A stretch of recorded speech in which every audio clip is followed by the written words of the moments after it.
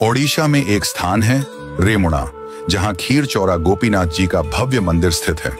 वहां रात्रि में ठाकुर जी को 11 मिट्टी के स्कोरों में खीर का भोग लगाया जाता है और भोग लगने के बाद जितने दर्शनार्थी होते हैं सब में वह खीर प्रसाद स्वरूप बांटी जाती है।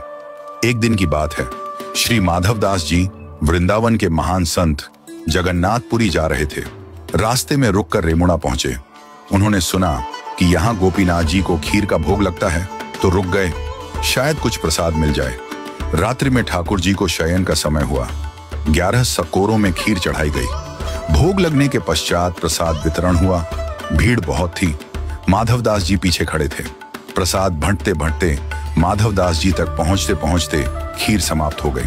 पुजारी ने हाथ जोड़ लिए, बोले, भक्तवर, खीर समाप्त हो गई। माधवदास जी 3 दिन से उपवास में थे, परंतु फिर भी न किसी से बोले, न कुछ मांगा।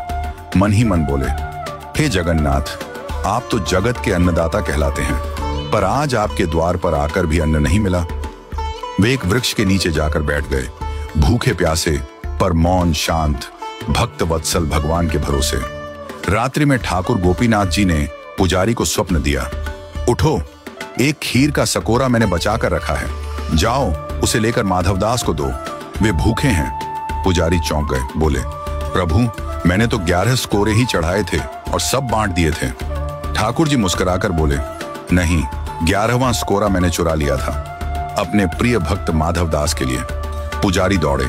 उन्होंने सचमुच मंदिर में एक स्कोरा पाया, जो अन्य प्रसाद से अलग रखा हुआ था। खीर अब भी गर्म थी, सजीव थी, सजीवता का अनुभव हो रहा था। वे दौड़कर वृक्ष के नीचे पहुंचे, जहां माधवदास जी बैठे थे। बोले, भक्तवर, प्रभु का प्रसाद पाओ। माधवदास जी बोले, अब इतनी आधी रात को खीर कहां से आ गई? क्या आप दोबारा बना लाए हैं? पुजारी भाव विह्वल होकर बोले, नहीं, प्रभु गोपीनाथ जी ने आपके लिए स्वयं चुरा ली थी खीर, आप भूखे ना रहें, इसीलिए। यह सुनते ही माधवदास जी प्रेम में झूम उठे। अगली सुबह उन्होंने मंदिर प्रांगण में नृत्य करना प्रारंभ किया। बोल उठे, वाह मेरे ठाकुर, दूसरे भगवानों को लोग चढ़ाते हैं, लेकिन मेरे ठाकुर जी तो चुराते हैं अपने भक्तों के लिए। ये तो खीर चौरा है, खीर चुराने वाले गोपीनाथ, और तभी से गोपीनाथ जी का नाम हो गया, खीर चौरा गोपीनाथ। आज भी रेमुणा में रात को ठाकुर जी को खीर का भोग लगता है और उनकी वह प्रेममयी लीला सजीव रूप में याद की जाती है। भगवान कभी कभी भक्त के लिए चोर भी बन जाते हैं, क्योंकि उनका धर्म है भक्तों का रक्षक बनना। जो मांगते नहीं वो पाते हैं ठाकुर जी की सबसे गहरी कृपा। बोलिए भगवान जगन्नाथ जी की जय, संत माधवदास जी की जय। जय जय श्री राधे।